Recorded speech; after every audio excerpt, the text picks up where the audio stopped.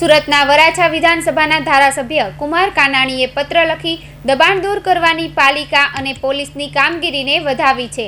જોકે કેટલાક લોકો હેરાન થઈ રહ્યા હોય, જેથી ખોટી હેરાનગતિ ન થાય તે રીતે કામગીરી કરવા જણાવ્યું હતું। સુરત વરાછાના ધારાસભ્ય કુમાર કાનાણીએ વધુ એક પત્ર લખ્યો છે। ટ્રાફિક સમસ્યા દૂર કરી વરાછાને રાહત આપવાને લઈ પાલિકા અને પોલીસની કામગીરીને વધાવી હતી। સાથે પોલીસ અને પાલિકાની કામગીરી સમયે કેટલાક લોકો હેરાન પરેશાન પણ થાય છે। અમુક જગ્યાએ જે જરૂરી ન હોય, પોતાની જગ્યા ઓટલા પર બેસી ધંધો કરતા હોય તેવા લોકો પણ ભોગ બને છે।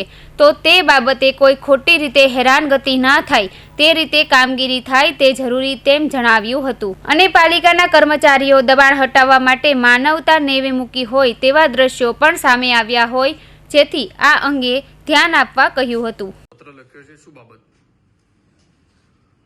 મેં પત્ર એટલા માટે લખ્યો છે કે વરાછાનો જે સળગતો પ્રશ્ન હતો, જે ટ્રાફિકની સમસ્યા હતી, ખૂબ ત્રાસદાયક, લોકો ત્રાસી ગયા હતા।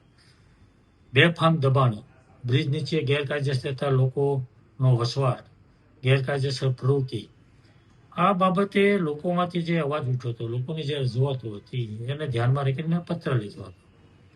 અને પત્રને ધ્યાનમાં રાખીને મ્યુનિસિપલ મેયર શ્રી દક્ષેશભાઈ માવાણી અને પોલીસ કમિશનર શ્રીએ રસ લઈ વિઝિટ કરી વરાછાની અને આ પ્રશ્ન હલ કરવા માટેની કામગીરી શરૂ કરી।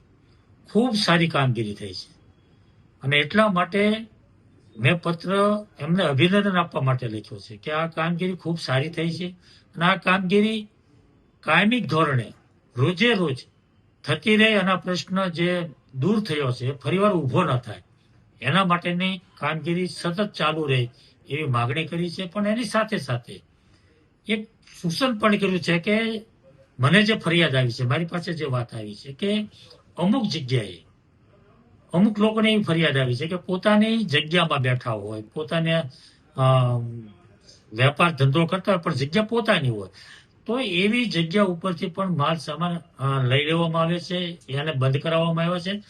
તો વહીવટી તંત્રે આમાં થોડો વિચાર કરી લેવો પડે, જોવું પડે કે પ્રશ્ન જે આપણે હલ થયો છે પણ એના કારણે બીજા પ્રશ્નો ઊભા ન થાય, કોઈને અન્યાય ન થાય, એ પણ આપણે જોવું પડે। એટલે એ વાત મેં ધ્યાન પર મૂકી છે વહીવટી તંત્રને કે ખૂબ કામગીરી સારી છે અને વહીવટી તંત્રને હું અભિનંદન આપું છું।